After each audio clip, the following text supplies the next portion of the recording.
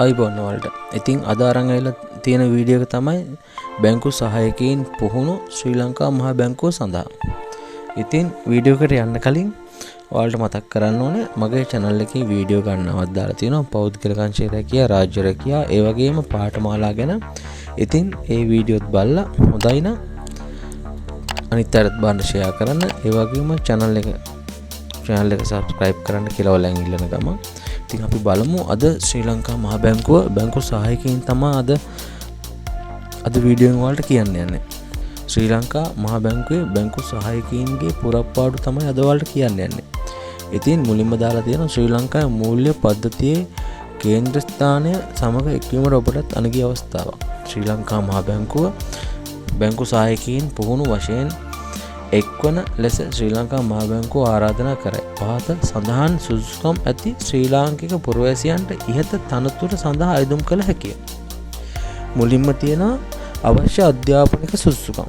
ඉතින් මුලින්ම තියෙන අපොස්ත සහපෙළ විභාගයේ ගණිතය සහ ප්‍රධාන භාෂාව සිංහල හෝ දෙමළ ඇතුළු ආම වශයෙන් විෂයන් 5කට සඳහා B සාමාර්ථයක්ද ඉංග්‍රීසි භාෂාව සඳහා C සාමාර්ථයක්ද සහිතව අපොස්ත සහපෙළ විභාගය එකවරකදී විෂයන් 6කින් සමත්ව තිබීම.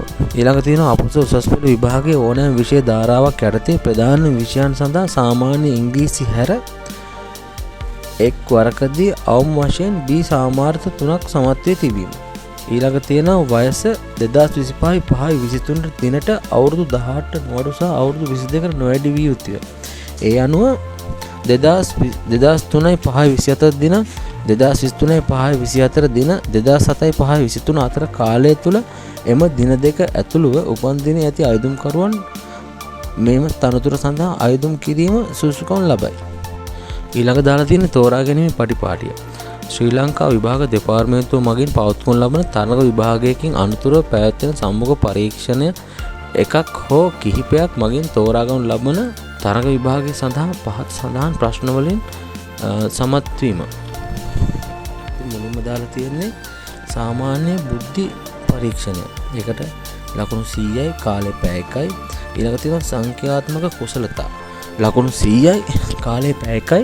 අවබෝධය ලකුණු 100යි, කාලය පැය 1යි. තරඟ විභාගයේ සිංහල, ඉංග්‍රීසි සහ දෙමළ මාධ්‍ය වලින් පවත්වනු ලැබේ. මාර්ගගත අයදුම්පත් තෝරාගත් භාෂා මාධ්‍ය කිසිදු හේතුවක් මත පසු වෙනස් කිරීමට අවසර නොලැබේ. ඇප්ලිකේෂන් එක ඔයාලට ෆිල් කරාට පස්සේ කිසිම භාෂාවක් ඔයාලට වෙනස් කරන්න දෙන්න එක තමයි දාලා තියෙන්නේ. ඊළඟ තියෙන අයදුම් කිරීම. අයදුම්පත ශ්‍රී ලංකා විභාග දෙපාර්තමේන්තුවේ නිල වෙබ් අඩවිය. ඔයාලට මෙතන දාලා තියෙනවා. ඒක යටතේ ගිහිල්ලා ඔන්ලයින් ඇප්ලිකේෂන් වල recruitment exam ඔස්සේ පළ කර ඇති අයදුම්පත් ඉදිරිපත් කළ හැක්කේ. ඔයාලට මේක ඔන්ලයින් තමයි දාන්න ඕනේ. මේ දාලා තියෙන මේ ඇඩ්‍රස් එක මම ලින්ක් එකක් දාලා තියෙනවා. ඒ ලින්ක් එකෙන් ඔයාලට ගිහිල්ලා මේක ගන්න ඔන්ලයින් ඇප්ලයි කරන්න පුළුවන්. ඉතින් මෙතන දාලා තියෙනවා අයදුම්පත් බාර ගැනීම 2025/4/23 දින 9 සිට 2025/5/23 දින පෙරවරු 9 දක්වා විවෘතව පවතී.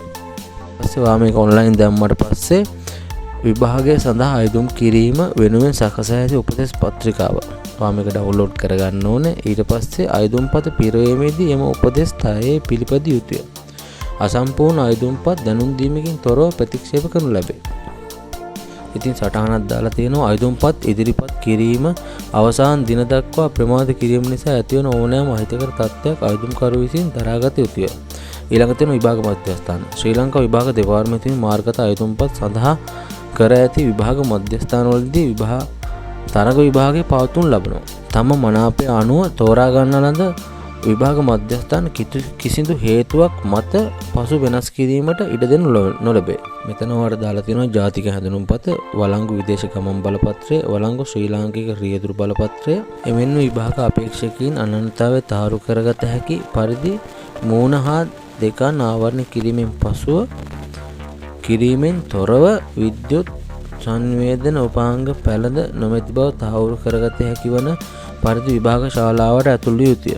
කිරීම ප්‍රතික්ෂේප කරන අයදුම්කරුවෝ විභාග ශාලාවේ ඇතුළත් කර නොගෙන තවද විභාග ශාලාවට ඇතුළු මොහොතේ සිට විභාගය අවසන් වී ඉන් පිට වෙන තෙක් මූණ හා දෙකන් ආවරණය කිරීමෙන් තොර විය යුතුය. පවතින විභාග ගාස්තු රුපියල් 600යි. ගාස්තු ගෙවීමේදී මාර්ගත පද්ධතිය ලබා දෙන පහත ගාස්තු ගෙවීමේ ක්‍රම යටතේ පමණ ගෙවීම සිදු කළ යුතුය. ඔයාලා මෙතන දාලා තියෙන ඕනෑම බැංකු ණය කාඩ් පතකින් අන්තර්ජාල ගෙවීම් පහසුකම් සහිත ඕනෑම බැංකු කාඩ් පතකින් ඔයාලා මේක ගෙවන්න පුළුවන්. නැත්නම් ලංකා බැංකු ඔන්ලයින් බැංකු ක්‍රමයේ මගින් ඔයාලා මේක ගෙවන්න පුළුවන්. නැත්නම් ඕනෑම ලංකා බැංකු ශාඛාවකින් ඔයාලා මේකට ගෙවන්න පුළුවන්. ඊට පස්සේ ආයෙ සටහනක් දාලා තියෙනවා. මෙතන විස්තරය ඔයාලට දාලා සම්පූර්ණ විස්තරය ඔයාලා කියවන්න. ඒ වගේම ප්‍රවේශ පත්‍ර නිකුත් කිරීම ගැන විස්තරයක් දාලා තියෙනවා. ඒකත් එක්ක විභාගයේ පැවැත්වීම හා ප්‍රතිඵල නිකුත් කිරීම ගැන ඔයාලට පොඩි විස්තරයක් දාලා තියෙනවා. ඒකත් ඔයාලා කියවන්න. ඒ වගේම තනතුරට අදාළ නියමයන් හා කොන්දේසි. ඉතින් මෙතන දාලා තියෙනවා පුහුණු කාලය. ඉතින් තනතුරට අදාළ නියමයන් හා කොන්දේසි. පුහුණු කාලය වසර 2ක් වන අතර එම කාලය තුළ සියලු දීමනා ඇතුළුව මාසකට 65000ක ස්ථාවර දීමනාවක් ගෙවනු ලැබේ. ඊළඟ තියෙනවා බැංකු සහායකයින් පුහුණු වසර 2 සාර්ථක පුහුණු කාල සීමාවකින් පසු ශ්‍රී ලංකා මහ බැංකුවේ ස්ථිර සේවයේ කළමනාකරන සහකාර පන්ති 1 ශ්‍රේණියට අන්තර්ගත කරන ලබන අතර ඉන්පසු වසරක පරිවාස කාලය සාර්ථකව නිම කිරීමෙන් පසුව ආශ්‍රිත කළමනාකාර සහකරුවන් ලෙස එම ශ්‍රේණිය අන්තර්ග්‍රහණය කළ සිට ස්ථීර කිරීම සලකා බලනු ලැබේ.